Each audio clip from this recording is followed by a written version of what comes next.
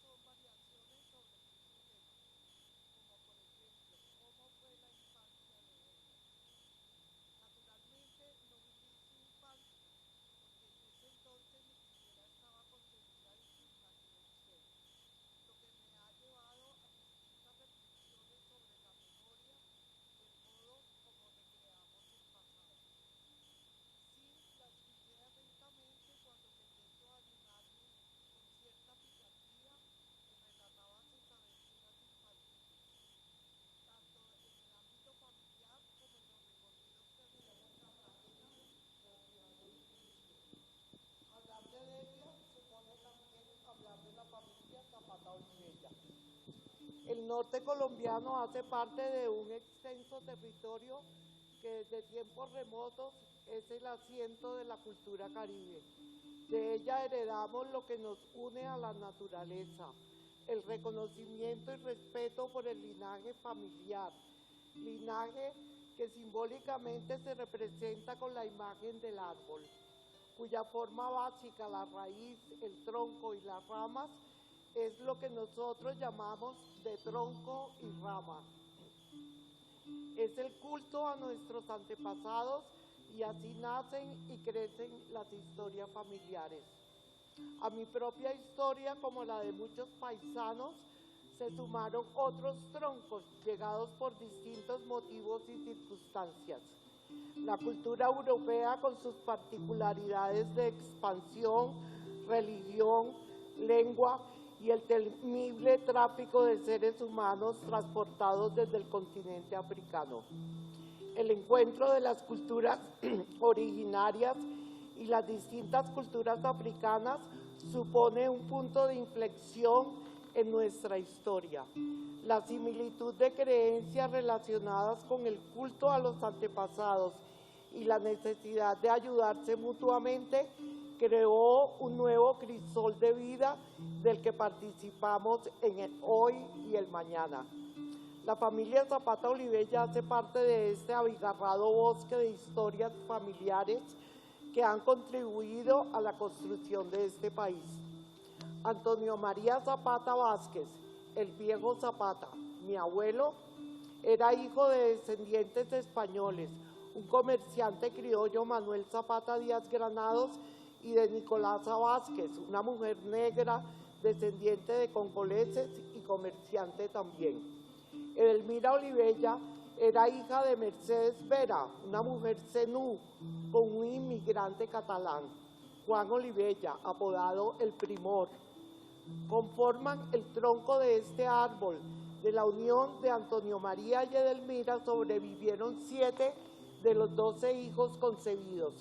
Neftalí, Antonio María, Virgilio, Edelma, Manuel, Juan y Delia, cada uno de ellos con sus propias anécdotas.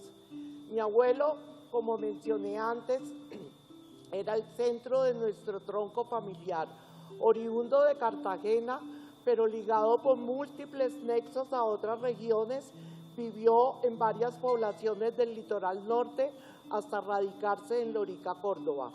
Antonio María era autodidacta. Con reputación de librepensador y ateo, fundó la escuela La Fraternidad, donde fue educador y formó a varias generaciones de personas destacadas, fomentó la dramaturgia, fundó la Sociedad de Estudios para la Difusión de Ideas Culturales y Literarios de ese entonces. Irrumpió con sus ideas y el pensamiento liberal que pregonaba en conferencias y en sonados batallas políticas. Abrazó las ideas filosóficas del positivismo evolucionista sin ser un incondicional de ellas, aceptando el soporte de otras vertientes del pensamiento. Asimismo, fundó la imprenta Zapata con la publicación del semanario Revista Rojas Garrido, generando polémicas, lo que ocasionó que la imprenta fuese incendiada en varias ocasiones por sus inclinaciones políticas liberales. La tercera vez que la imprenta fue incendiada, la familia se trasladó a Cartagena. Delia tenía 2 años de edad. Antonio María contaba con una visión iluminada para su época y las condiciones sociales que lo rodeaban, dirigiendo todas sus energías a la búsqueda del conocimiento, búsqueda que transmitió e inculcó en sus hijos como medio para traspasar las barreras que limitaban la vida. El viejo Zapata siempre afirmaba que la única herencia que nos podía dejar es el conocimiento, pues nadie podía arrebatarnos el tesoro del pensamiento. Siendo Delia la hija menor, gozó del privilegio de la madurez de sus padres y hermanos. Es así que creció libre y juguetona, asimilando las costumbres de cuanto la rodeaba. De estas tantas historias que me relataba, he elegido las que considero hacen parte fundamental de su formación y desarrollo. Son infinitas, variadas y se encadenan unas a otras. La primera historia la llamo La bicicleta, que la conecta con la curiosidad por su entorno, el riesgo, la búsqueda y el disfrute. Delia nació en Semana Santa, el 1 de abril de 1926, por lo que mi abuelo la apodó la Niña Jueves Santo. La Niña Jueves Santo contaba que ella era muy inquieta y quería estar en todas partes, de modo que para cumplir sus deseos se robaba la bicicleta de su hermano, mi tío Juan, quien para impedir estos robos le colocó una sonora campanilla, que solo sirvió para hacerla más feliz, pues todos se enteraban de sus largos recorridos exclamando: «Ahí va la Niña Jueves Santo, ahí va la Niña Delia». De modo que cuando regresaba a la casa, ya mis abuelos estaban enterados de todo cuanto había hecho y con quién había hablado. Sé que desde temprana edad tuvo inclinación por las artes tradicionales, haciéndose popular en Cartagena, donde alternaba con músicos y bailarines venidos de distintas regiones costeras, mostrando desde estos tiempos un gran sentido de pertenencia con las costumbres locales. Delia es atraída por las manifestaciones musicales y dancísticas que pululaban en el mercado de Cartagena de su infancia, rituales prohibidos que sobreviven gracias a los carnavales. También contaba que cuando sabía que sería castigada por X o Y situación, se encaramaba en el techo huyendo de las represalias de mi abuelo y dormía allí, y cómo mi abuela le pasaba la comida a escondidas. Los techos de Getsemaní son muy importantes, se comunicaban las gentes por los tejados. La segunda historia está ligada al costurero de su madrina, doña Frisolina. Delia cosió toda su vida. La madrina Frisolina era hermana del arzobispo de Cartagena y tenía en la sala de su casa un costurero para señoritas. Allí la inscribieron para refrenar sus ímpetus y donde organizaba desafíos de agujas con sus compañeras y aprendió a bordar primorosas casullas de curas con hilos de oro. Así, el costurero se convierte en una herramienta de aprendizaje que desarrolló y practicó como heredera de estos pueblos tejedores. Allí aprendió la disciplina de la aguja y el hilo, las telas, el telar, la urdimbre, la trama, el peso, la liviandad, el bordado, los tipos de tela, lo orgánico y lo acrílico, los tintes, la suavidad de la seda, la liviandad y la firmeza, el maravilloso mundo de las texturas y los colores.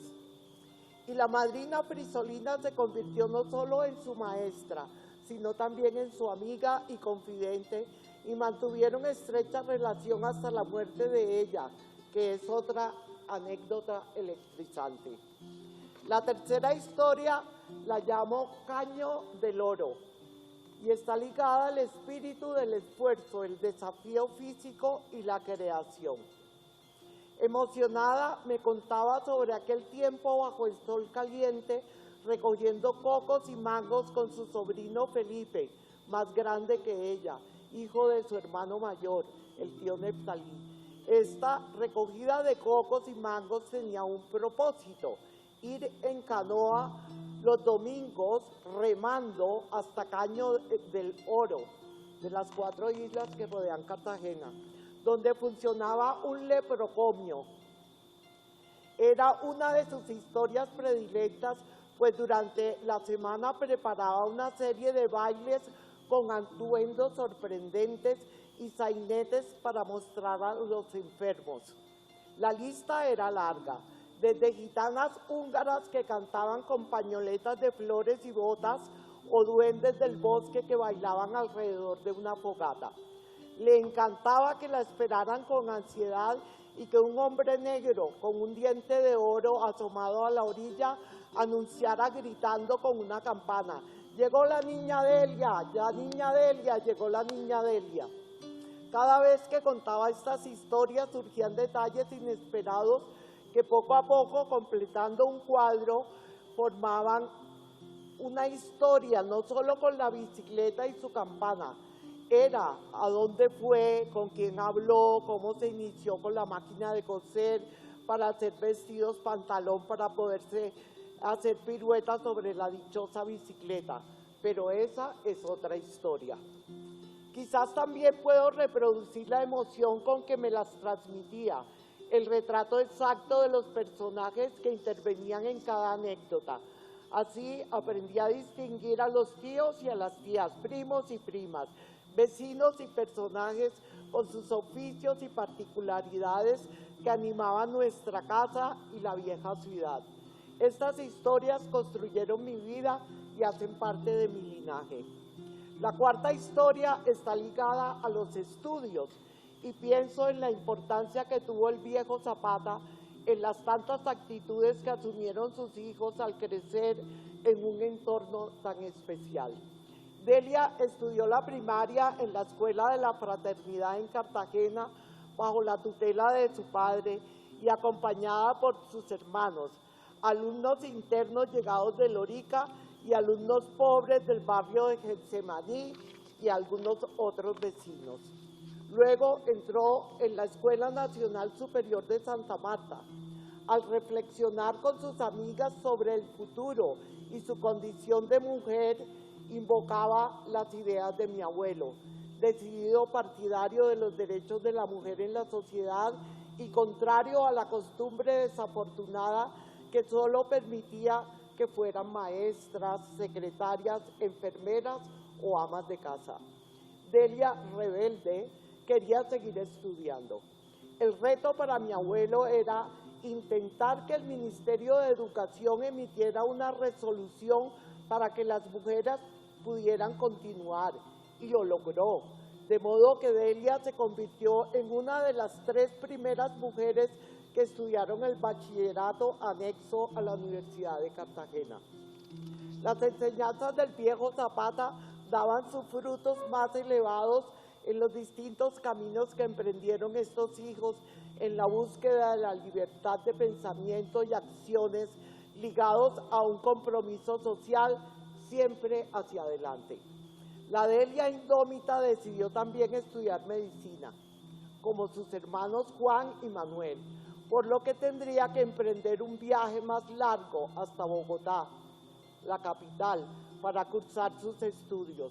Nuevas aventuras plagadas de descubrimientos al viajar por el Río Grande de la Magdalena, con las naturales incomodidades y conocimiento de otras regiones del país tan abigarradas y asombrosas en sus cambios climáticos, costumbres y acentos idiomáticos.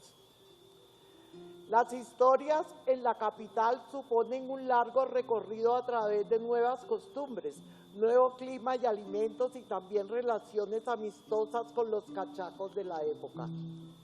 Manuel ya estudiaba medicina en la Universidad Nacional de Colombia y con el pretexto de que ya había muchos médicos en la familia, Juan estaba estudiando medicina en México, la matriculó en la Facultad de Bellas Artes. Deslumbrada con su simpatía y emprendimiento, lograba organizar eventos sorprendentes para mostrar a otros las diferencias regionales que veía como una riqueza sin fin. Organizó con su hermano Manuel el viaje de distintos intérpretes musicales costeños a la capital en unos eventos llamados las empanadas bailables, que despertaron la admiración de los habitantes de las frías montañas de los Andes, poco acostumbrados a ver estas expresiones. Después de obtener el título de maestra en Bellas Artes, regresa a Cartagena por la enfermedad de mi abuela, quien fallece en 1952. En ese tiempo dicta clases de dibujo y se casa. En los relatos de esta época me hablaba de sus maestros y amigos, de las esculturas y sobre todo me hacía reír con su embarazo. Parece que es el tiempo en que llegó un dirigible a Cartagena. El sarcasmo popular dio por llamar dirigibles a las mujeres embarazadas, de modo que no volvió a salir a la calle de día. En su lugar emprendía largas caminatas nocturnas por las murallas y en estas caminatas miraba las estrellas y le rogaba a Dios que le enviara una hijita, una compañera de vida, y me decía, y Dios me escuchó y me mandó esta diablita. ¿Qué eres tú?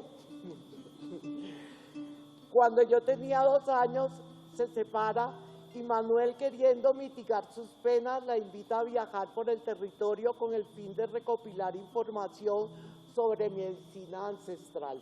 Ella acepta y se inicia otra etapa de su vida, la de la investigadora empírica. Contaba cómo llegábamos a los pueblos, alquilaban un lugar donde se colocaban 2 carteles en la puerta que uno decía médico y el otro decía modista y en otros casos costurera. Y así de pueblo en pueblo en la costa atlántica y luego en el litoral pacífico. Esta campaña continuó durante toda la vida, introduciéndola en la disciplina de la danza vernáculo al lado de Manuel. Su amor por la tierra, sus adherencias espirituales a la tradición de su pueblo, lo llevaron a emprender con sus propios recursos una labor de investigación y divulgación del folclore musical y coreográfico. Y así fue como los 2 hermanos se internaron por selvas, rancherías y rutas fluviales en procura de fuentes originales de información, hasta que lograron conformar una agrupación seleccionada con la cual empezaron a recorrer el país. Poco a poco, la pasión por las formas nativas, la vocación de bailarina y sus extraordinarias dotes naturales la arrastraron hacia la danza, en forma que alternó las clases de ballet, los cursos de artes plásticas, el hogar, el modelado escultórico y sus disciplinas intelectuales con el dispendioso trabajo de la organización y preparación de su propio conjunto folclórico. En 1954 hizo su debut en el Teatro Colón de Bogotá bajo el patrocinio de la Dirección Nacional de Extensión Cultural y de allí en adelante actuó en Cartagena, Barranquilla, Santa Marta y otros lugares de la región. El éxito obtenido, la resonancia ambiental que produjo este hecho completamente nuevo en la vida del litoral, la alentaron para realizar su gira por todo el territorio nacional. En esta etapa puso en claro ante la opinión autorizada que se estaba cumpliendo un suceso muy importante para el despertar de nuestra mentalidad folclórica. Así, después de haber merecido el aplauso delirante de los públicos más exigentes de Bogotá, Medellín, Manizales, Cali, Barranquilla y otras, se marchó hacia la costa pacífica en busca de nuevas bases documentales para su repertorio. En su primer viaje al exterior con su hermano Manuel, el 17 de julio de 1957, el conjunto de danzas folclóricas Delia Zapata Olivella, conformado por 18 campesinos, pescadores y sencillos labriegos, viajó en el primer vuelo de Avianca con pasajes fiados.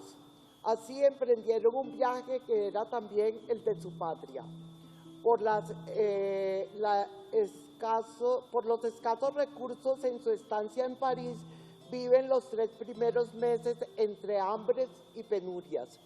Los contactos de Manuel con el bloque socialista lo lleva a presentarse frente a los soviéticos, quienes lo llevan como invitados al primer Festival Mundial de la Paz en Moscú, donde reciben una acogida calurosa y lo llevan a viajar por distintas ciudades de la Unión Soviética. Durante ese evento son observados por las delegaciones chinas, quienes, encantadas con el trabajo, los invitan al primer Festival Mundial de la Juventud en Pekín, e igualmente hacen un recorrido por distintas ciudades de la República Popular de China. Al regreso de esta aventura asiática, son muy bien recibidos en Europa, presentándose en escenarios abiertos, grandes teatros, fábricas, coliseos populares, escuelas y estadios de Checoslovaquia, Alemania Occidental y Oriental, Francia y España, siendo calificados por la prensa como auténticos mensajeros de una cultura, de un continente para nosotros desconocido. En España ganan el primer premio del Festival Hispanoamericano del Folclor y, no contando aún con recursos para regresar, logran ser deportados en un barco de nuevo a Colombia. A su regreso, a finales del 59, este grupo viaja a Venezuela, presentándose en Caracas, Maracaibo, San Cristóbal, Valencia, entre otras. Entre los miembros de ese primer grupo de talentosos intérpretes del folclor colombiano en danza, canto y música, se pueden mencionar a Madolia de Diego, Leonor González Mina, Julio Rentería, Lorenzo Miranda, Erasmo Arrieta, Roque Arrieta, Clara Vargas, Teresa Díaz, Lucho González, Marta Banqués, Toño Fernández, José Lara, Juan Lara y otros cuyos nombres aún resuenan en la memoria como los mejores difusores que haya tenido el país de sus tradiciones africanas, indígenas y españolas de nuestro mestizaje. En 1963, por invitación especial del Instituto Popular de Cultura de Cali, capital del departamento del Valle del Cauca, Delia es nombrada coreógrafa titular y directora del cuerpo de danzas, gracias a lo cual logró hacer investigaciones en el litoral pacífico colombiano con el equipo del instituto. Mientras vivía en Cali, el gobierno de los Estados Unidos se interesa por su trabajo y su vivienda es allanada en distintas ocasiones. Su nombre estaba en la lista negra por los viajes a los países de la Cortina de Hierro. Sin embargo, la importancia y relevancia de su trabajo condujo a que el gobierno de los Estados Unidos le concediera una beca de intercambio cultural internacional que le permitió hacer un recorrido por diversas ciudades, visitando escuelas de danza y especializarse en danzas negras con Catherine Dunham. A lo largo de este viaje dicta curso de danzas colombianas en el Departamento de Música de la OEA. En Nueva York organiza un grupo de colombianos residentes, desfilando por la Quinta Avenida el Día de la Raza, por lo que la colonia hispanoamericana de esta ciudad le otorga el premio al mérito y una placa de bronce. Durante este viaje se da la etapa de reflexión más importante para Delia. Se cuestionó acerca de las necesidades de su país, sobre todo en materia de educación y de las limitaciones a las que conducen las afiliaciones políticas, tomando la determinación de continuar libre en su búsqueda. Al regresar a Colombia, inició la sistematización de una metodología que permite formar maestros con el fin de transmitir y perpetuar la tradición ancestral. Llamada por la Universidad Nacional de Colombia como docente, en 1967 organiza grupos de danzas con estudiantes de distintas carreras, con los cuales realiza viajes internacionales ganando premios. En 1970 consigue una casa en el Centro Histórico de Bogotá como sede de su trabajo. En el año de 1974 vuelve a organizar su propio grupo y en el 76 crea la Fundación Instituto Folclórico Colombiano Delia Zapata Olivella, con el fin de divulgar, investigar y preservar las tradiciones del pueblo colombiano. En 1983 se le concede por primera vez en el país el aval para iniciar la licenciatura en danzas y teatro tradicional, programa con el que trabaja por más de 20 años, junto a Rosario Montaña Cuellar, que le permite dar seguimiento a la labor pedagógica con la metodología que creó para la enseñanza de las danzas colombianas. En los años subsiguientes, Delia siguió trabajando con gentes, organizaciones y entidades de toda índole en torno a las tradiciones populares, formando maestros y realizando puestas en escena para mantener vivas las expresiones populares. Con su grupo siguió recorriendo el país y el mundo, recibiendo los más altos galardones de la crítica vista, hablada y escrita. Este trabajo duró el resto de su vida. Se esmeró por dejar un legado histórico para el pueblo colombiano, convirtiéndose en una metáfora de la historia folclórica del país. En su trabajo, así como en el de Manuel, se puede apreciar claramente que ellos no comprendían las tradiciones como una reliquia intocable del pasado, sino como una fuerza viva, actuante y revitalizadora que debe continuar alimentándose de las vivencias del pueblo colombiano, expresándose con voz propia, estructurando un futuro, un territorio y unas costumbres a partir de referentes propios y no impuestos nuevamente por alguna fuerza colonizadora. En el año de 2001 viajamos al continente africano, donde realizamos intercambios de danza con la escuela de DEC en Abidjan, Costa de Marfil. Al regresar a Colombia, fallece víctima de la malaria contraída allá. A lo largo de su vida, su búsqueda fue más allá del simple ejercicio de la pedagogía, ya que en sus sueños nos veía como una unidad que aún con ciertas dificultades nos hace sentir verdaderamente colombianos, con una identidad común más allá de las diferencias regionales existentes. En suma, la novedad de Delia en esta labor recae en que primero la realizó como mujer, negra y de provincia, hija de un liberal ateo, es decir, no nacida en la capital, en un contexto de una Colombia conservadora con pocas revoluciones laicas y liberales, atrasada en el reconocimiento del papel de la mujer, de los pueblos campesinos, negros e indígenas, y donde la predominante visión de una capital blanca y católica como Bogotá había comprendido el papel de las regiones en la identidad nacional. Segundo, la hizo en un contexto en el que le primaba una visión hacia los pueblos americanos y africanos peyorativa, en la que se consideraba que no tenían historia ni desarrollos económicos, sociales, políticos y culturales previos a la conquista, por lo cual no podía tener aportes significativos en la construcción de este país.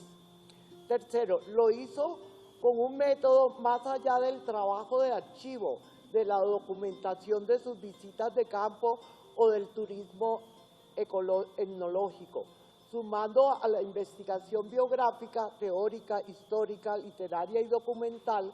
Realizó incontables viajes donde vivió con las comunidades, no solo para aprender sus danzas, sino para entender cómo las danzas eran una expresión del espíritu, un sentir y costumbre popular.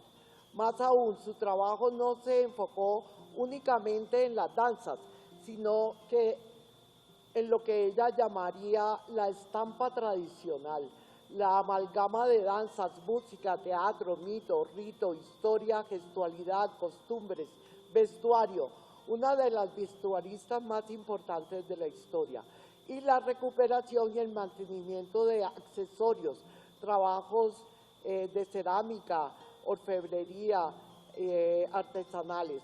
Con ello ha logrado desmentir la creencia de que las expresiones populares son simples hechos aleatorios o primitivos de un grupo de personas con pocos conocimientos y bagaje. Son hechos de la mayor complejidad, donde es posible distinguir el sello y la expresión de un pueblo pujante y vigoroso, con un pasado rico en vivencias que determinan la construcción de un futuro mejor. En varios casos convenció a comunidades cerradas a la interacción con el mundo del hombre blanco y capitalino para unirse en un propósito de interés común, el de rescatar, salvaguardar, difundir y vivir las expresiones tradicionales populares para así reconocer de una vez por todas su aporte en lo social, en lo político, en lo económico, en lo cultural y espiritual. En síntesis, haciendo uso de quizá el resumen más significativo de su labor, Manuel nos dice: su novedad fue identificarse con la totalidad de la tradición indígena, africana y europea como legado común, donde no cabe la separación o supervaloración de los aportes de un ancestro sobre otro, el gran mestizaje de las sangres y las culturas.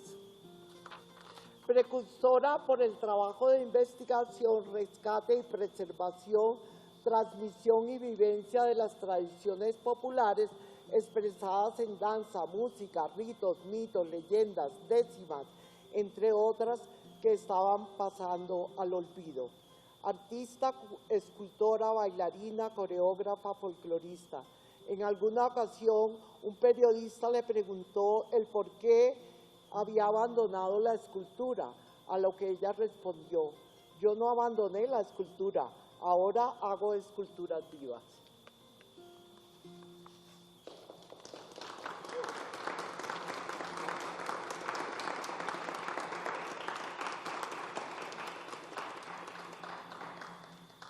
Bueno, y después de esta larga lectura, por si que quieren hacer preguntas o charlar sobre algunas cosas que no haya mencionado, estoy abierta para la charla. Gracias.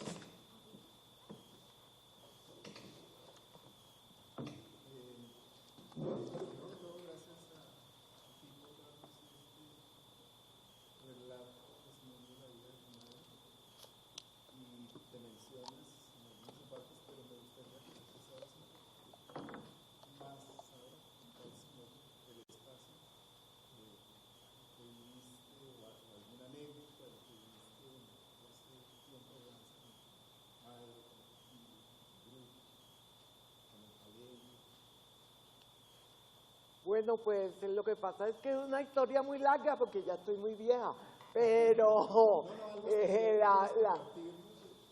de las vivencias viajando con ella pues eran increíbles porque era una mujer asombrosa en estos días estaba comentando con unos alumnos que tenía una inquietud muy grande. Yo no sabía si era que la gente la estaba esperando a ella, que ella estaba enterada que había una celebración o qué era lo que pasaba, porque permanentemente estábamos llegando a algún lugar, pero cada vez que arribábamos a ese lugar había una fiesta, una celebración de un algo. El caso era que toda la población terminaba involucrada con ella. Entonces era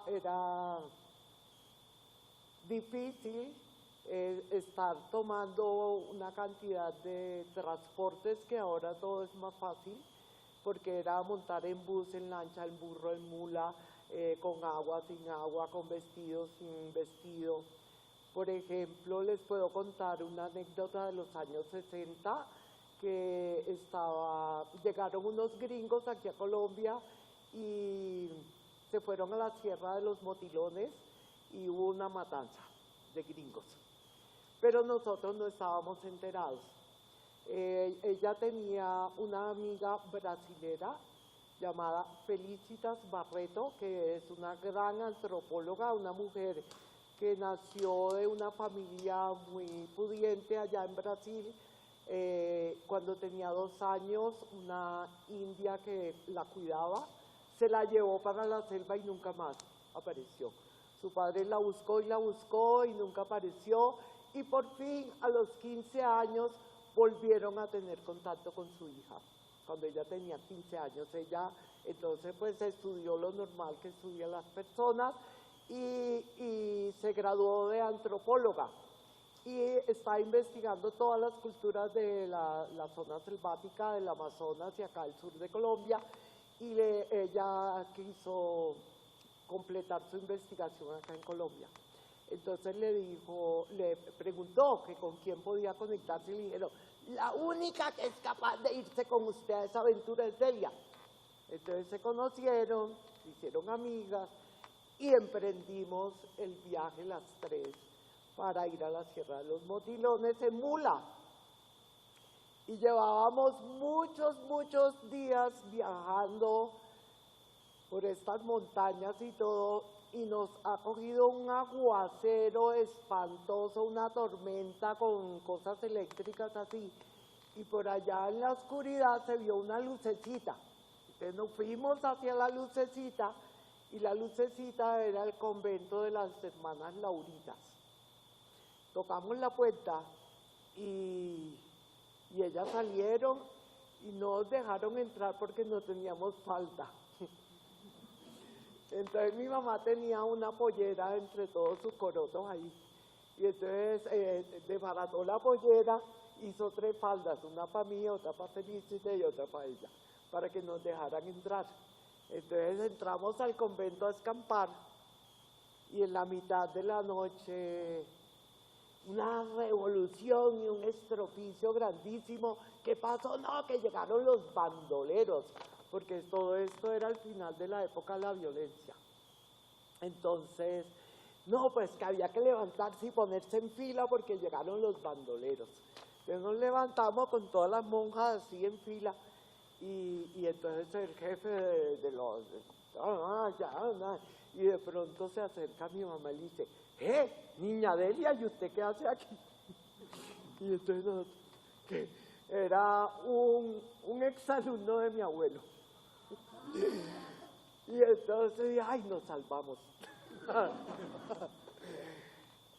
Y así eran muchas cosas que nos sucedían en el camino.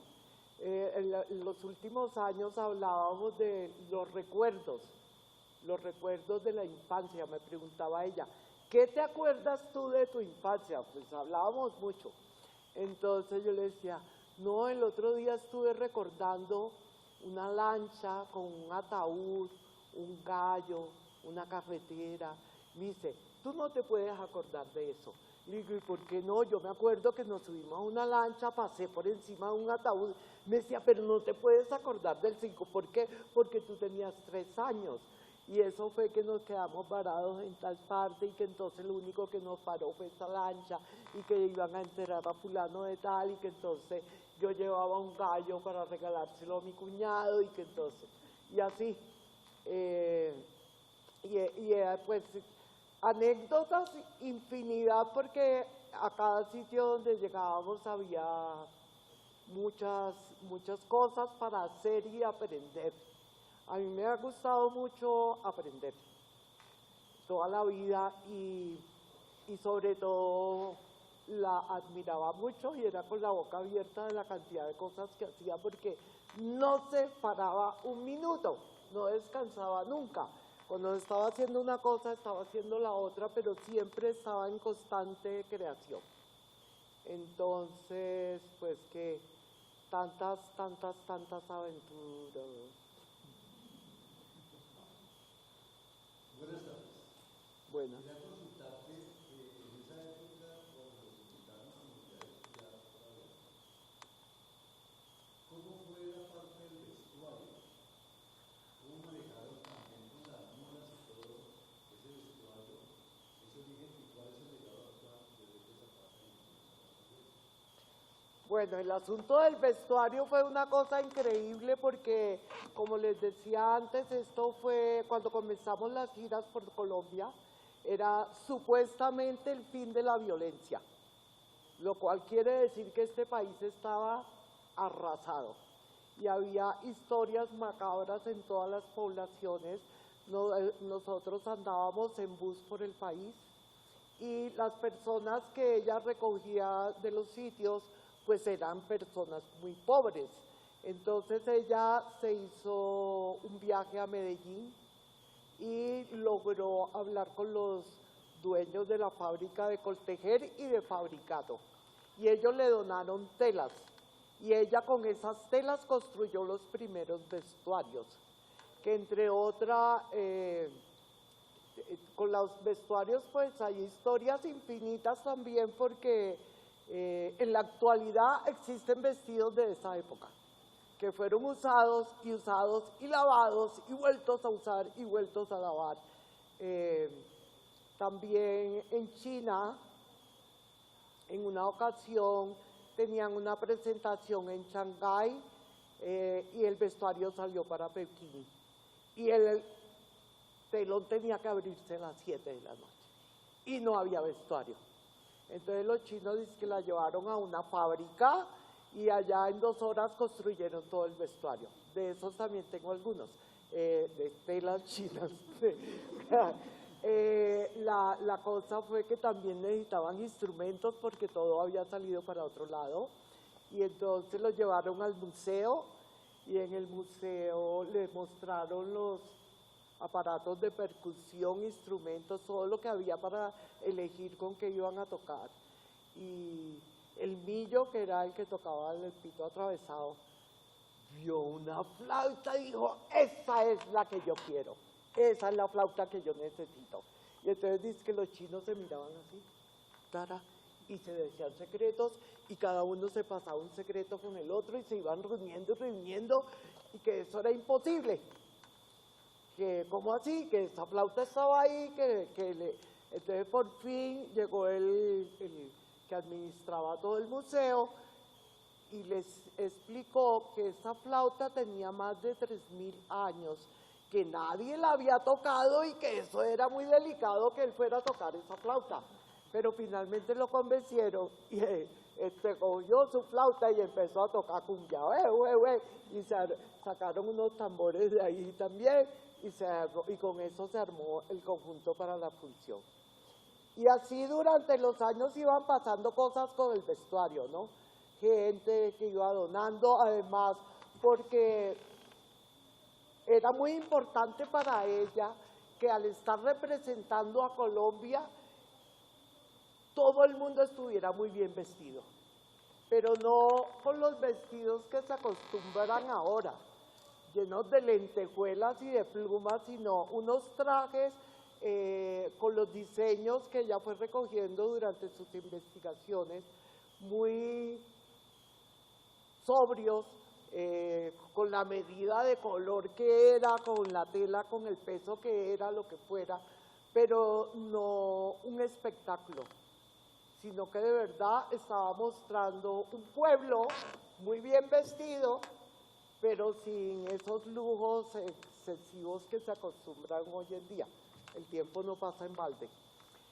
Y durante muchos años, pues ahí el vestuario ha sido mostrar a Colombia, cómo esos trajes también representan de alguna manera nuestra idiosincrasia, y esos trajes que construyó ella misma. Ella hizo más de 1.600 vestidos, porque no paraba de coser y de inventarse cosas para que todo saliera bonito. Esos vestidos existen muchos y han sido usados por cantidades de gente, porque a lo largo de su vida, cada década prácticamente tuvo un grupo de personas que se quedó ahí por 10 años, otro en los 70, los 80, los 90, los 2000 y así, que son la gran familia con la que yo crecí, porque es como si me hubieran adoptado un combo de hermanos gigantesco. Esas son las personas que hicieron y hacen parte de mi vida y estaban vestidas con estos trajes que ella construía.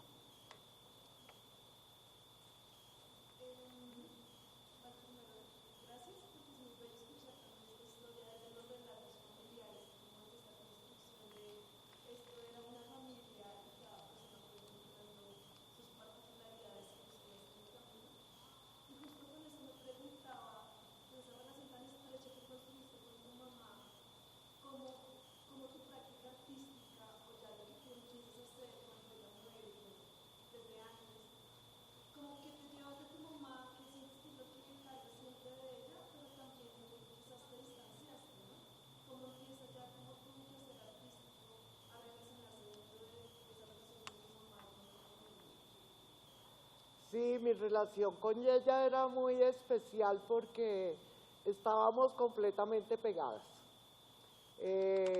Igual yo entendía, yo estuve en un convento 11 años, solo salía los fines de semana a las investigaciones, o a veces me quedaba mucho tiempo ahí, y yo entendía perfectamente que ella me tuviera que dejar ahí para poderse mover ella y para que yo tuviera una educación. Estábamos muy unidas porque desde niña yo admiraba lo que ella hacía, como dije antes, hacía unas acuarelas y unos dibujos y unos bordados y unas cosas. Entonces yo siempre quería aprender, pero ella nunca tenía tiempo para mí. Me tocaba ir detrás, corriendo, que yo quiero aprender a tejer en 2 agujas, ahora no tengo tiempo. Entonces yo me conseguía 2 palitos de colombina y aprendí a tejer solita con 2 palitos de colombina y hacía cosas para asombrarla a ella. Y no sé, la experiencia de estar en tantos grupos desde niña, aprendiendo en los pueblos con las otras personas para contarle a ella lo que había aprendido, porque esas eran tareas para mantenerme quieta, porque también era una revolución que necesitaba aplacar. Entonces, todas estas relaciones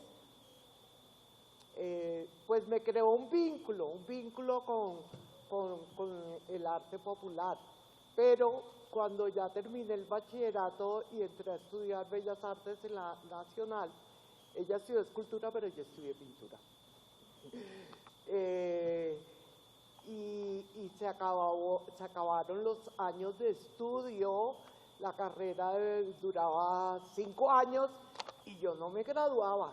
Yo no me graduaba porque estaba completamente enamorada de la universidad. Yo no quería salir de ahí jamás de los jamases. Entonces todo el mundo se iba y yo seguía tomando materias y materias y materias, hasta que nombraron a Luis Paz de director de Bellas Artes y él me dijo, usted se tiene que ir de aquí porque hay otra gente que quiere estudiar. Tenía ese taller redondo así al lado del León de Grey, segundo piso, ese era mi taller y era mío y yo no me iba a ir de ahí. Entonces fue un golpe muy fuerte cuando me dijeron que tenía que irme. Entonces por fin me gradué y empecé a estudiar ballet clásico. Y eso fue tremendo para mi mamá porque ella decía, estás muy grande, ya yo tenía 25 años. Eso no se puede, uno tiene que estudiar desde niño. Pero me conseguí mi mejor maestra, Priscila Welton, y ella me decía que eso no dependía de la edad, sino del esfuerzo y de la capacidad de trabajo que yo imprimiera a eso. De manera que me metí de cabeza y sombrero allá a estudiar hasta que logré bailar. Y entonces ya después venía como una decisión, ¿qué es lo que tú vas a hacer con tu vida?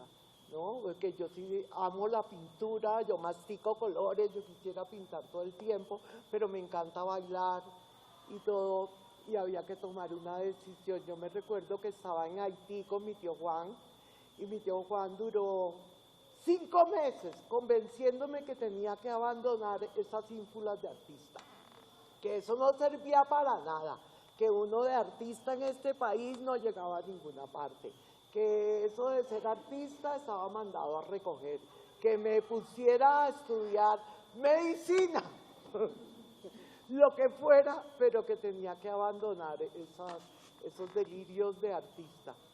Y entonces yo decidí quedarme de artista. Entonces ya empecé a bailar con más responsabilidad en el grupo. Empecé también, bueno, desde niña heredé el talento de mi abuelo para la enseñanza, me encanta enseñar, esa es mi pasión número 1. Y entonces ya dije, no, voy a seguir aquí así, eso no sirva para nada. Y eso es lo que he hecho.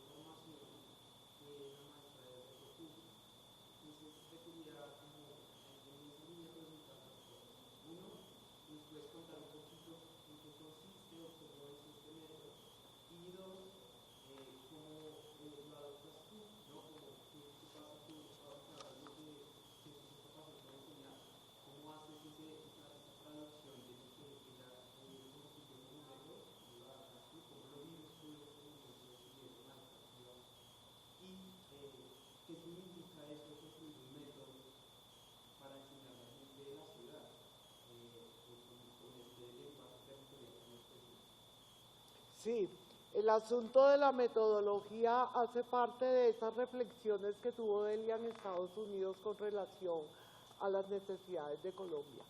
Entonces, cuando ella estaba visitando todas estas escuelas, se daba cuenta de que para aprender danzas de cualquier cultura del mundo, pues había unos caminos, existen unos caminos y una metodología.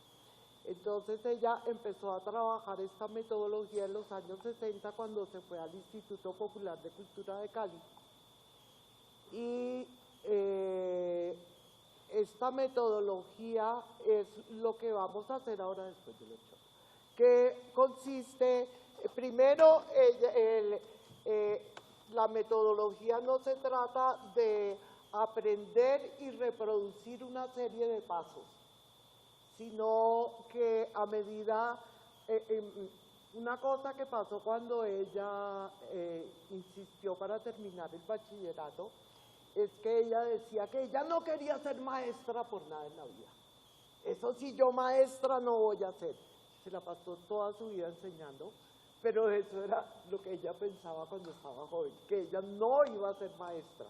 Entonces, pero tal vez esa herencia del abuelo con relación a la pedagogía, de alguna forma, le ayudó a crear este pensamiento, que se trata no solo de aprender unos bailes, sino del conocimiento del cuerpo, de la estructura corporal que tiene cada cultura.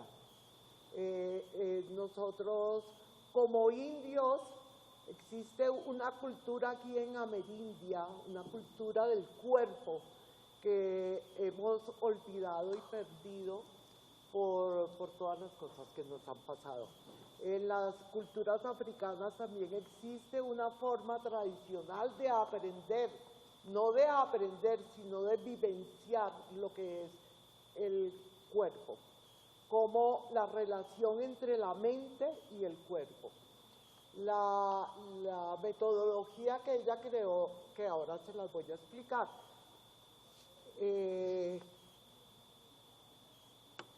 se empezó a sistematizar en el sentido de una búsqueda de ese conocimiento corporal a través del movimiento.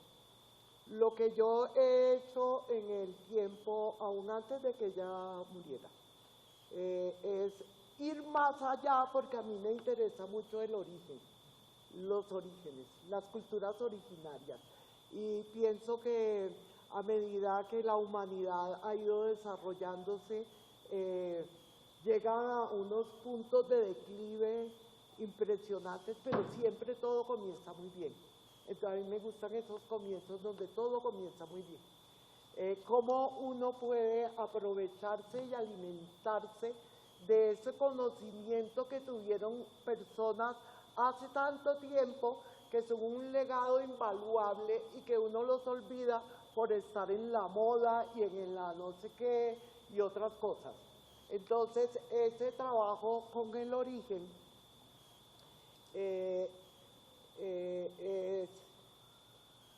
lo que ha alimentado lo que seguimos construyendo hoy con su legado, porque es el trabajo del mito y del rito, del contenido, de la forma, de los principios básicos de esas culturas originarias con relación a su pensamiento filosófico y a su vivir cotidiano. Entonces, en esta metodología, el trabajo consiste en ejercitarse a partir de la conciencia de que estamos vivos y de que tenemos toda esta carne y todo este cuerpo para funcionar. ¿Cómo se articulan las partes del cuerpo? ¿Sí? ¿Qué puede hacer la cabeza? ¿Qué pueden hacer los hombros girando hacia atrás o hacia adelante o subiendo o bajando o haciendo extensiones? Lo mismo con las posturas de los brazos, de la caja torácica, de la cadera, las piernas, los pies, y cómo cada cultura tiene una forma de expresar esto a través de la gestualidad. El gesto y la forma en que se colocan las partes del cuerpo y se expresa una idea con esos movimientos es el trabajo que hacemos en la fundación. Y entonces ese trabajo de disociación que llamaba ella, de aprender a trabajar cada parte del cuerpo independiente del resto, luego unirlas en unas variaciones rítmicas que tienen que ver con las bases, no con los pasos, con las bases de movimiento culturales que nos corresponden, hace que después de que uno tenga esta práctica, pueda bailar cualquier cosa, lo que quiera, porque simplemente es aprender a caminar, o sea, en base a nuestra tradición como amerindios, que es esa unión con el territorio, recorrer la tierra, andar la tierra, marchar sobre la tierra en unas formas específicas, y que de ese marchar y en la forma como unimos los golpes de los pies contra el piso se crean los distintos pasos y las distintas formas para expresarnos. No sé si te aclaré algo.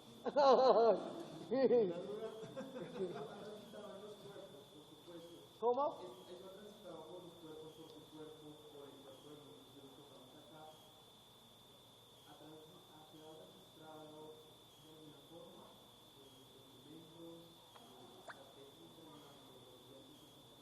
Bueno, ha quedado registrado en los cuerpos de sus alumnos, en los cuerpos de mis alumnos, y tocará un día escribirlo.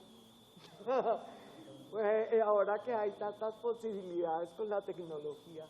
Pero por ahora, básicamente, hay una cosa que no se puede transmitir a través de los escritos o de un video con relación a nuestro propio sentir como ser humano, y es esa vivencia, lo que sentimos cuando estamos haciendo la cosa, que es distinto a cuando leemos sobre o cuando nos enteramos sobre X o Y cosa.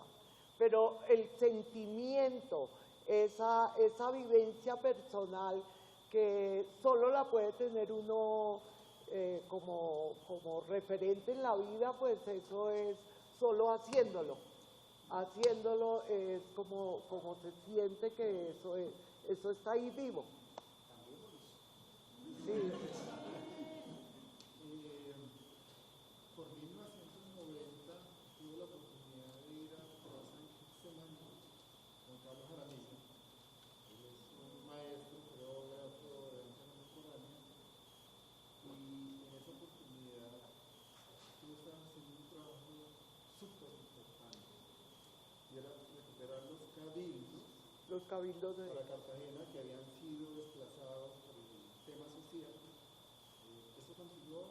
Claro, los cabildos están vivos en Getsemaní, hay cabildos ahora en San Diego, en Torices, hay muchos, el cabildo ya tiene 38 años y fue un trabajo que me costó mucho, pero lo satisfactorio es que los alumnos que logré tener en esa época eran muy entregados y continúan con el trabajo y tienen alumnos, entonces eso es una maravilla, igual pasan cosas a nivel social y político que no permiten que las cosas fluyan como uno quisiera, pero continúan, sí. Y cada año para noviembre sale el Cabildo de Getsemaní y hace su recorrido por el barrio y ya están alargando las caminatas y se han sumado otros cabildos de Cartagena a este gran cabildo. De mi santo San Martín. Sí.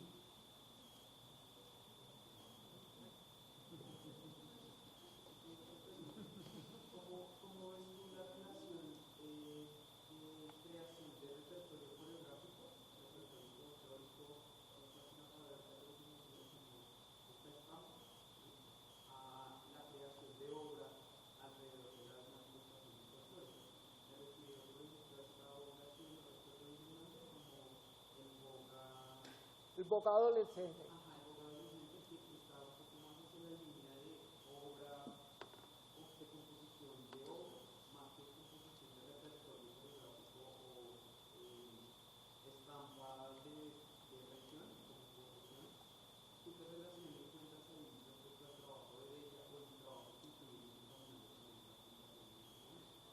Sí, yo creo que Delia fue de las primeras personas que creó ese tipo de estampas aquí en Colombia. Que no se trata de nada así del otro mundo más que crear una puesta en escena con una historia común de un X o Y sitio. Ella a través del tiempo hizo cantidades de montajes, o sea, cuando Delia falleció yo me puse intenté saber qué era lo que había pasado en mi vida y empecé a buscar un camino para entender esto y dije, no, pues la única forma es reunir todos los programas de mano para saber qué fue lo que pasó. Y empecé a reunir estas cosas y era increíble, hacía mínimo 3 montajes al año, con ideas nuevas, vestuario nuevo, pero todo sobre la tradición popular colombiana. Entonces, el asunto es que no es una cosa que sea muy extravagante ni de gran, pero sí el contenido. El contenido es muy importante, por ejemplo, el velorio del Boca adolescente. Fue increíble porque entonces a ella se le ocurrió hacer un lumbalú en el escenario. Y eso no siempre había estado en vivo, la cosa, ¿no? Pero llevar al escenario el velorio del Boca representó un reto muy grande para el grupo, para ella y para nosotros.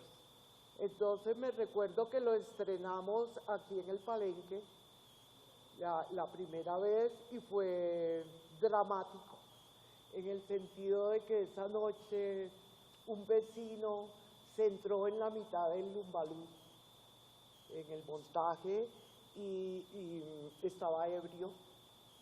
Hizo un poco de locuras ahí, nosotros seguimos como si eso no pasara, y él salió y lo mataron en la Plaza de Bolívar. Y entonces eso fue terrible para todos, y a continuación nos fuimos a Martinica, y allá lo presentamos, y todo el público llorando.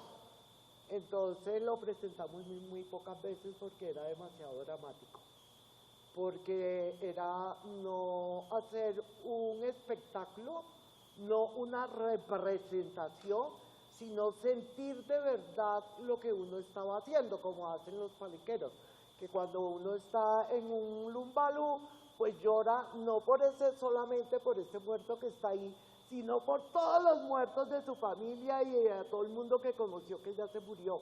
Esa es la motivación que lo lleva a uno a expresar ese dolor, ¿no? Y ese recuerdo de esos personajes.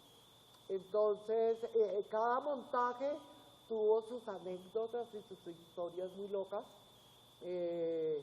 y fueron muchos montajes. Sin embargo, con las 4 zonas colombianas recorrimos el mundo, porque era el montaje que tenía danzas de la zona andina, llanero, pacífico y atlántico. Y entonces era como ella sentía que estaba mostrando que así somos Colombia, y de verdad se conmovían las personas, nosotros también. Y con ese montaje fue con el que más nos movimos.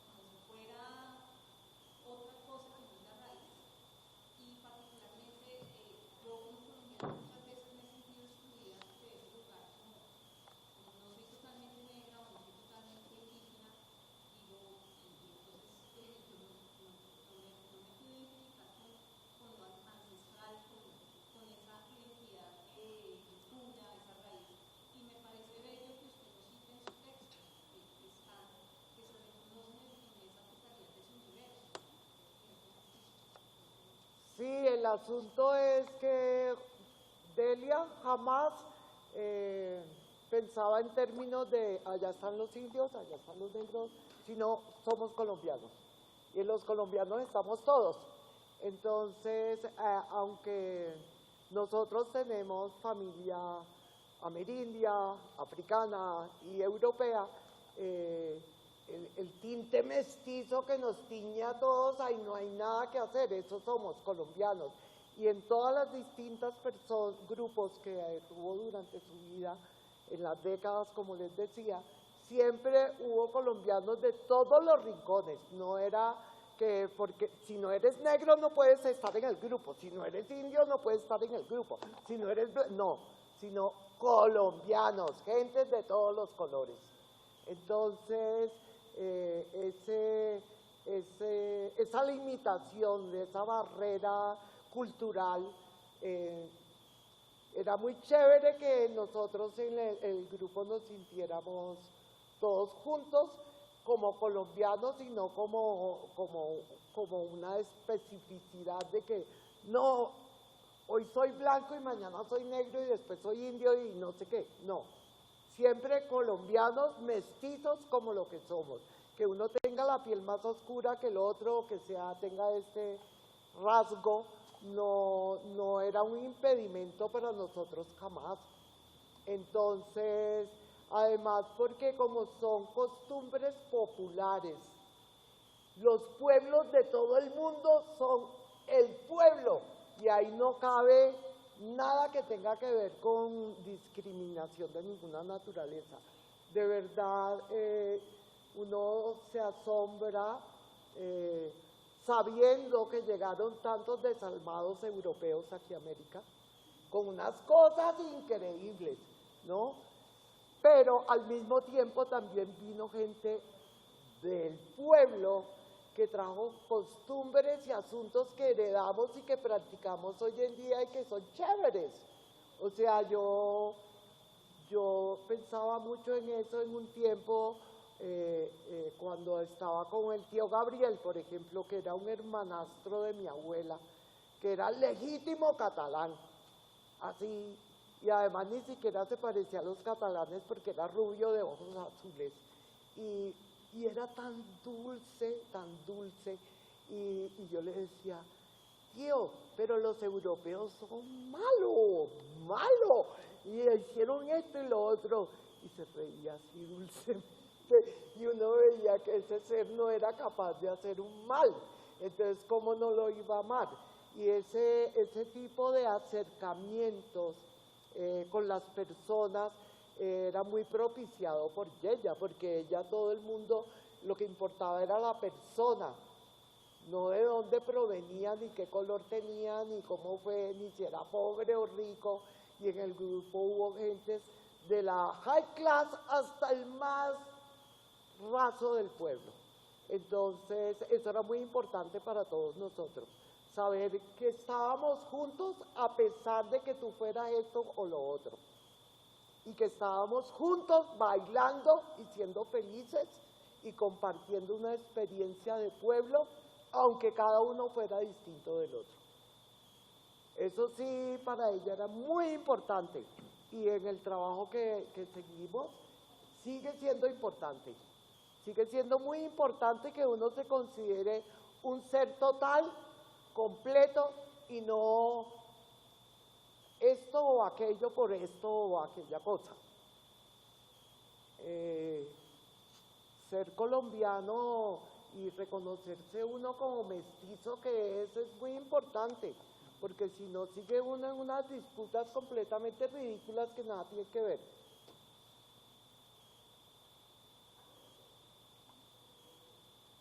Y vamos a bailar, ¿cierto? Y entonces el cuento de la metodología. Ah, dale.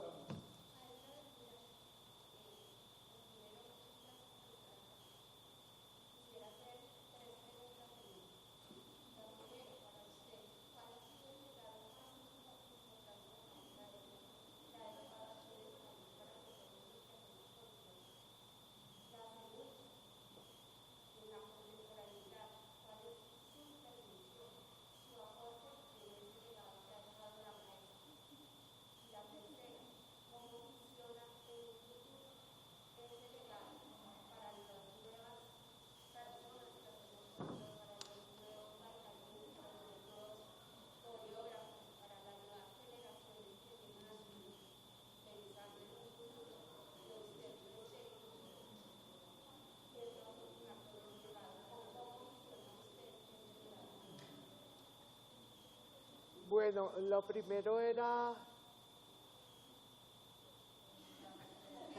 el legado. El legado, yo considero en estos últimos tiempos que he pensado tanto, porque me han obligado a escribir y yo no soy escritora, que analizando todas las situaciones y lo que les acabo de decir del mestizaje, del análisis de las danzas que heredamos, que son danzas creadas aquí en este país, son nuestras danzas mestizas creadas en la época de la independencia y que todavía seguimos haciendo porque tienen un legado. Y si uno mira esas danzas, uno puede ver que en el concepto general de lo que es danza existen unos géneros, que el género guerrero, el rito de laboreo, cantidad de ritos funerarios, tarara. Pero el 90% de las danzas son danzas de conquista, son danzas de fertilidad, de fecundidad, de amor. Yo lo que he heredado de mi madre es el amor por mi país. O sea, no hay nada más grande que el amor que esta mujer sentía por Colombia. Era una cosa, se peleó conmigo cantidades de veces por esta cosa. Y hasta te puedo contar otra anécdota. Yo me enteré que mi mamá se casó el 20 de julio de 1952 y ella me juraba a pie juntilla que ese día quedó preñada. Entonces yo le cobraba el regalo de concepción. 20 de julio es mi concepción y eso hay que hacer fiesta. Pero generalmente para el 20 de julio estábamos en otro país celebrando el 20 de julio en una embajada, en cualquier sitio. Y yo armaba unas parrandas con los músicos con el himno nacional. Y mi mamá se podía morir, me castigaba todos los años. ¿Por qué convenciste a los músicos de salir desfilando con el himno nacional, haciendo esas morisquetas? No sé qué. Y se ponía muy brava, muy brava. Entonces, eso para ella era importantísimo. Yo sí creo que si uno no ama a las personas con las que está al lado y no ama lo que hacen y no tiene que, o sea, es solo una empatía natural de paisano y de amar este territorio, pues yo lo que he resumido es que me dejó un gran amor que me tiene ahorcada, pero es un gran amor. El asunto con la danza, las puestas en escena y las danzas contemporáneas, yo no tengo nada que ver con la danza contemporánea. Yo estudié ballet clásico y me gusta la tradición y todavía no entiendo la danza contemporánea. Y entonces, porque estuve una vez en Montpellier en una competencia de danza contemporánea y me vi más de 400 grupos. Y yo no entendía cómo la gente corría y se daba golpes y se azotaba y no pasaba nada. Y uno no sentía nada. Y eso para mí es muy difícil, porque a mí me gusta sentir y emocionarme y todo. Entonces yo tengo mis reservas. Sin embargo, me parece chévere que por lo menos a algún nivel cierta juventud se interese por su cuerpo a través de la danza contemporánea. Ahora, me parece que si uno conoce el fundamento del movimiento, puede tener más posibilidades de creación. También estuve con unos maestros allá en Cuba hablando sobre el futuro de la danza en el mundo y la danza contemporánea. Y la conclusión de todo ese seminario fue que si uno no se apoya en la tradición, eso no tiene futuro. No tiene futuro porque es que la forma por sí sola no transmite nada. Tiene que haber un contenido. En ese festival de danza contemporánea que les contaba, que se presentaron tantos grupos, ganó un grupo de Vietnam que presentaron una obra absolutamente tradicional, pero más tradicional no podía ser, pero la puesta en escena era ultramoderna. ¡Guau! Era una cosa con unos plásticos y una cosa, y estos campesinos se veían que estuvieran haciendo una cosa extraordinaria del otro mundo, y era lo mismo que hacían allá en su pueblo, pero con una superpuesta en escena. Lo mismo vi en África, en varios países, eso de danza contemporánea, y salían ahí, solo hacían una puesta en escena con unos checherembecos ahí de plástico y no sé qué, y ya quedaba danza contemporánea, porque ellos hacen danza contemporánea toda la vida, y eso es matemática pura, dificilísimo.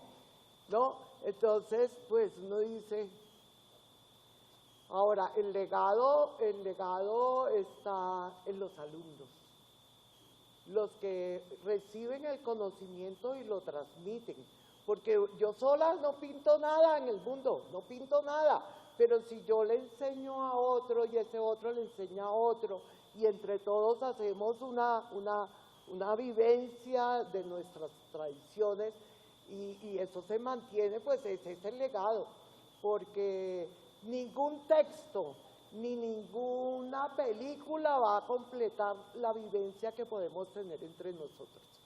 Entonces yo sí considero muy importante esa transmisión del mensaje para las personas. Ahora, ese concepto está ligado también a una estética.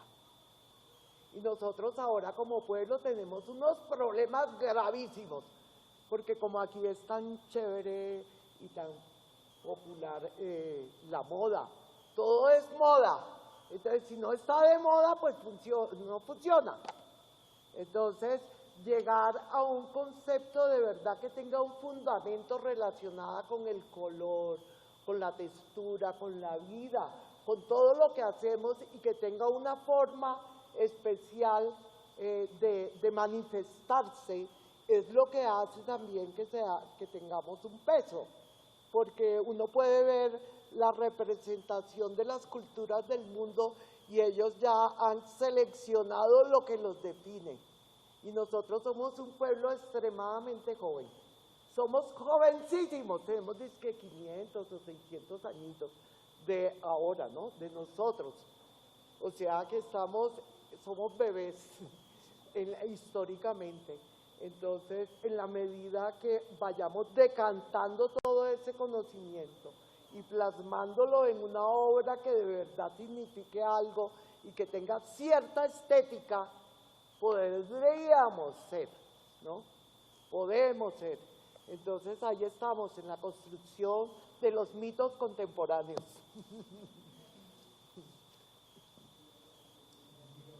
Buenas tardes.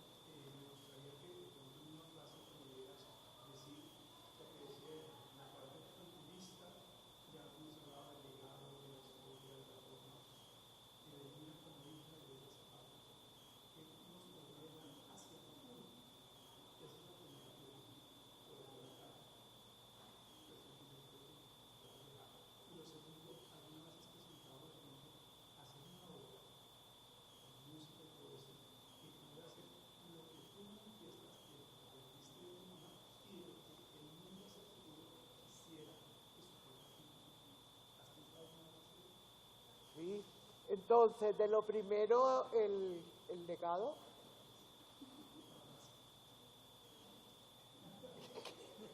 ¿Qué fue lo que dijo? En una frase, lo que vamos a hacer ahora después de la charla. Eso es lo que les voy a dejar. Y de montajes, pues, desde que yo ya estaba viva, yo me apasioné por las puestas en escena. Entonces, en su tiempo, colaboré primero con ella en el montaje de Cabildo en Carnaval y después monté varios cabildos con distintos alumnos en el Teatro Colón. Cuando ella falleció hice el altar de los ancestros con la experiencia que tuve de estudiante en África y con el trabajo de ella de metodología. Y he hecho más de 15 montajes desde que ella se murió, cantidades, y ahora con los alumnos de la fundación tenemos otros muchos, ¿no? Territorio Cuerpo Ancestral, Orica, las fábulas de Tamalameque. Eso es una lista larga y seguimos porque me encanta hacer nuevas creaciones que parezcan, que sean novedosas, pero que ante todo, como público, se sienta representada Colombia. Eso me gusta de las fábulas de Tamalameque, que no tiene ni un solo baile tradicional colombiano. Y el público que las ha visto me ha dicho que se sienten colombianos cuando la oyen. Eso. Yo quería agradecerte a ti, a Eli, a través tuyo, que a mí me apasiona la danza y fue el mejor referencia que tuve en la Universidad Nacional y fue a través de él. Y pues yo soy ingeniero y desarrollé mi carrera y estaba yo haciendo pininos en equipo profesional, pero hubo compañeros que sí tenían tiempo y se quedaron con el equipo profesional cuando estaba Marta Spin. Marta Spin entró conmigo como en el 79, más o menos entramos al grupo y fue maravilloso. Y yo toda la vida por eso practicado, incluso cuando estuve en Cartagena, tú me diste la oportunidad de que los sábados a las 3 de la tarde en la tenaza, practicábamos allá, pero yo trabajaba en una plantación forestal en San Pablo Bolívar y me iba las tardes del sábado a ¿cómo se llama el grupo? Calenda. Calenda, todavía existe. Ahora hay 3 calendas. Y entonces, pero me llamaba la atención del método porque la mayoría que llegábamos ahí no hallamos nada, pero de pronto bailábamos el baile social normalito de la época, los Beatles, y él ya lo ponía uno, o sea, cuando hacía el examen, estaba con Olimpo y de verdad Cano. Hugo Cano. Y le ponía ya que pusieran la música, ponía cinco temas, uno desde los 4 regiones que dice Gira, el Pacífico, el Atlántico, el Andino, el Llanero, y ponía un africano. Y ponía ya 5 así, ella sentada, y una matrona, sí, mirándolo más, y bueno, decía, tú allá, así iba distribuyendo. Y pues yo me acuerdo de lo que ella decía en ese momento, me decía, chico, cuando uno llega a la universidad va a mejorar sus propias habilidades, porque si te gusta la matemática, la ciencia, te vas a prosperar por esa línea. Y así pasa con esta danza porque debes tener lo mínimo que es tener ritmo. Y entonces les decía a los del grupo, entonces preocúpense por conseguir ritmo y cuando lo logren, vuelven. Porque retrasa mucho el grupo cuando hay una evolución, cuando hay una persona que no tiene ritmo y atrasa hasta el trabajo. Y los otros dos decían, bueno, ustedes tienen ritmo pero les falta expresión. Y en este grupo tenían ritmo y expresión y entonces entraban de una vez a trabajar con los que ya estaban establecidos en la universidad. Y nos empezaba a trabajar, o sea, podía hacer una clase que eran 2 horas de 12 horas, nosotros la almorzábamos mientras estábamos dándole vuelta a pero como la mitad de esto, o caminar como ese, con un solo paso la combi. Y entonces uno se le volvió las piernas y uno se quedó pasado. ¡Chi! Entonces, pero lo hacía uno recibir el contenido del mensaje. Incluso había veces que Manuel Zapata nos dictaba cátedra a veces por algunos temas y contaban, ella tenía un trabajo altísimo con un poco de apuntes y lo que a veces sacaba de todas las cosas que habían hecho los 2 o los 3 con los hermanos y lo que hacía uno ahora que uno ahí graba, pone la cámara y listo, ella lo hacía con muñequitos de los giros, las figuras, los conteos y duraban lo que contaba y hablaban por ejemplo una fiesta de toros, la fiesta de Coraleja o la fiesta de Tamarameque, de Momposina, lo que fuera, y se quedaban todos tomando imágenes escritas de lo ya para después montar, hacer la puesta en escena. ¿Sí? Esa era como la parte del método que yo ya lo hice y pues, lamentablemente llegué tarde, pero eso era, y nos lo transmitía y con todo lo que es ese contenido de darle una seguridad de lo que está transmitiendo porque es parte de nuestra identidad. Yo quería hacer esa anotación solamente para agradecerte. Gracias. Entonces, vamos a bailar. Y entonces, ¡ey, pero espérate! Entonces, para que sepan, de los tiempos de Delia y hasta de los míos, porque el tiempo pues no pasa en balde. Ahora he profundizado más en las matemáticas. Entonces, vamos a hacer los ejercicios que les dije antes de disociación, que tienen que ver con la cabeza, los hombros, la caja torácica, los brazos, la cadera, las piernas, pero vamos a hacer cada cosa 4 veces por la izquierda, 4 por la derecha, 2 por la izquierda, 2 por la derecha y luego 1, 1, 1.